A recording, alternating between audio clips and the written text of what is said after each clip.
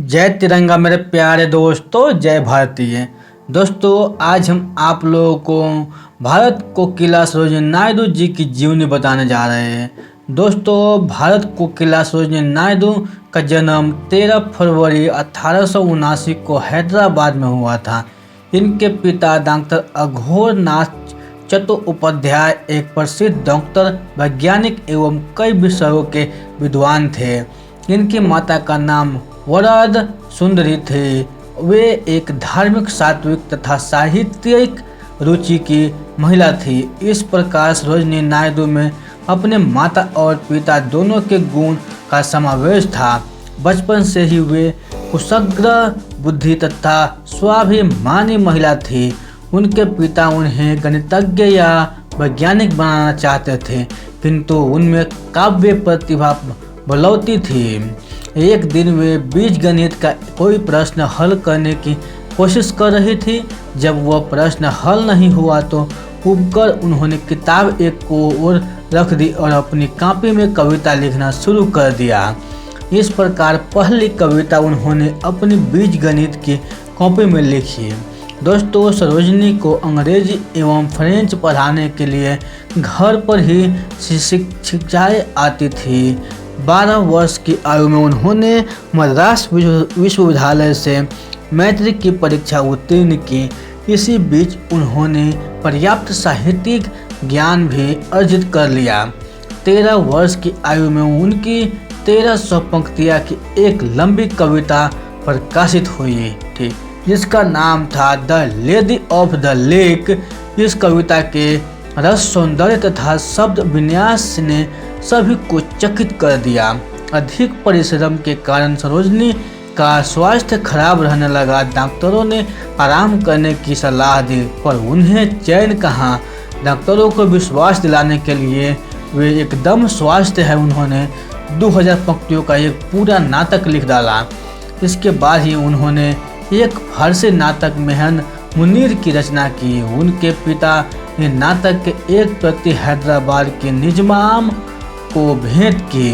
निजाम ने सरोजिनी की इस प्रतिभा से प्रसन्न होकर विदेश में अध्ययन करने के लिए छात्रवृत्ति दी। इस प्रकार 16 वर्ष की आयु में उन्हें विदेश जाकर अध्ययन करने का अवसर मिला। अपने इंग्लैंड प्रवास के दौरान सरोजिनी को एक दक्षिण भारतीय डॉक्टर गोविंदराजुलु नायडू से प्रेम हो गया। 3 वर्ष की तक लंदन में शिक्षा प्राप्त कर सरोजिनी भारत लौटी। उस समय वो मात्र 19 वर्ष की थी।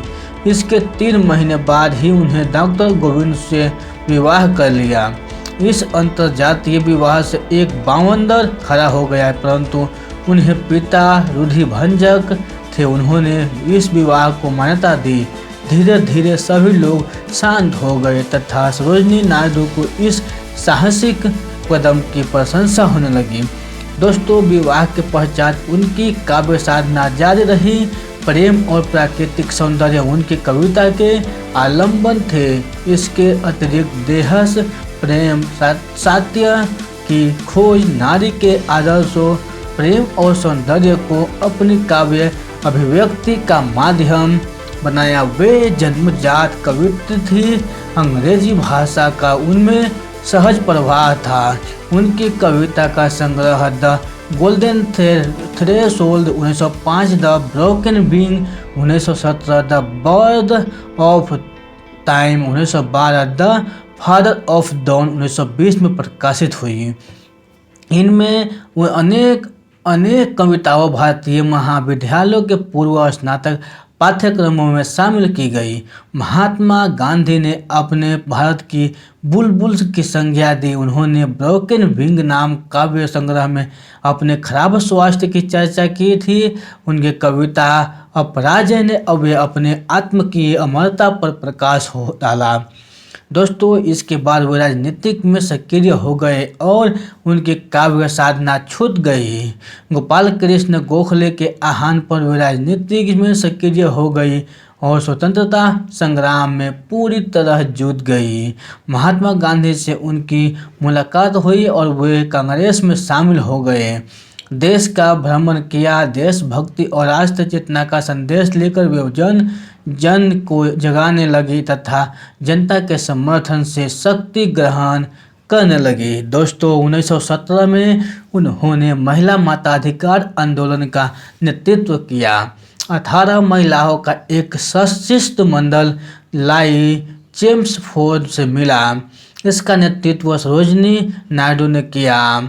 उनकी यह मान ली गई 1917 से 1947 तक वैसी कोई महत्वपूर्ण घटना नहीं हुई जिसमें श्रीमती सरोजिनी नायडू ने आगे बढ़कर भाग न लिया हो। 1918 में उन्होंने जिनेवा सम्मेलन में महिला मताधिकार परिषद के सामने भारतीय महिला का पक्ष बड़े प्रभावी ढंग से रखा। 1919 में मुंबई में निषिद्ध पंपलेट बात कर असहयोग आंदोलन में योगदान दिया। इसी वर्ष जलियांवाला बाग उस वर्ष से इतनी विचलित हो गई कि अंग्रेज सरकार की निंदा खुले आम करने लगी। 7 जुलाई को उन्होंने होम रूल लीग के प्रतिनिधि मंडल का सदस्य बनाकर लंदन भेजा गया। वहां उनकी अनूठी व्यक्तित्व कला से लंदन वासी सहित सिहर उठे। दोस्तों 1925 में कानपुर अधिवेशन के लिए वे भारतीय राष्ट्रीय कांग्रेस की अध्यक्ष चुनी गई। वे इस पद पर प्रथम भारतीय महिला थी। इससे पूर्व श्रीमती NBC अध्यक्ष थी। श्रीमती सरोजिनी नायडू मानती थी और कि स्वतंत्रता संग्राम में निराश एक बड़ा अपराध है। 1926 में पुनः कांग्रेस अध्यक्ष पद पर निर्वाचित हुई। 1928 में अमेरिकी का दौरा करके उन्होंने महात्मा गांधी के संदेश को वहां प्रचलित किया। अमेरिका से लौटकर 1930 में वह गांधी जी के नाम सत्याग्रह में सम्मिलित हुई तथा 23 मई 1930 को गांधी जी के साथ उन्हें भी जेल भेजा दिया गया। 1931 में गोलमेज सम्मेलन में गांधी इरविन समझौते में भाग लेने वाले महात्मा गांधी तथा मदन मोहन मालवीय के साथ लंदन गई। 1942 में भारत छोड़ो आंदोलन में आगा खा महल में उपवास किया तो श्रीमती सरोजिनी नायडू ने उनकी सेवा में दिन रात एक कर दिया। बीमारी के कारण उन्हें जेल से रिहा कर दिया। सरोजिनी नायडू हिंदू मुस्लिम एकता की प्रबल पक्षधर थे। उन्होंने कांग्रेस तथा मुस्लिम लीग को मिलाने का बहुत प्रयास किया। मोहम्मद अली जिन्ना के साथ उनके मधुर संबंध थे। स्वतंत्रता प्राप्ति के पश्चात उन्हें उत्तर प्रदेश का राज्यपाल बनाया गया। उत्तर प्रदेश उस समय संयुक्त प्रांत के नाम से जाना जाता था। वे उत्तर प्रदेश की अत्यंत सफल गवर्नर रही। 23 जनवरी 1948 को महात्मा गांधी की हत्या के बाद सरोजिनी नायडू एकदम बदल गई। उनका स्वास्थ्य बिगड़ने लगा। उन्हें उच्च रक्तचाप तथा दमा की बीमारी हो गई। 2 मार्च 1949 को उनका निधन लखनऊ में हो गया। इस प्रकार श्रीमती सरोजिनी नायडू ने भारत के स्वाधीनता आंदोलन में महत्वपूर्ण योगदान दिया।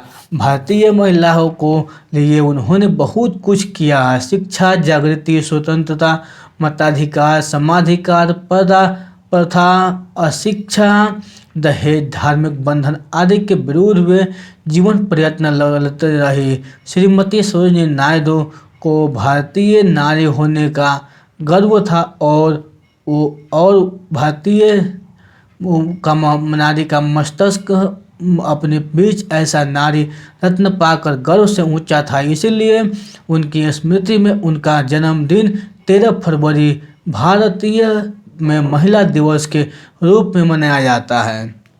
दोस्तों ये बायोग्राफी आपको अच्छी लगे हो तो अपने दोस्तों के साथ ज़रूर शेयर कीजिएगा। तो फिर मिलते हैं ऐसे ही अगले बायोग्राफी में। तब तक के लिए आप खुश रहिए, सुरक्षित रहिए और अपनी सेहत को अच्छी तरह से ध्यान रखिए और अपने परिवार से मिलजुल कर रहिए। और अगर आपको चैनल को सब्सक्राइब करने का मन करे तो कर देना, नहीं तो कोई बात नहीं है। धन्यवाद।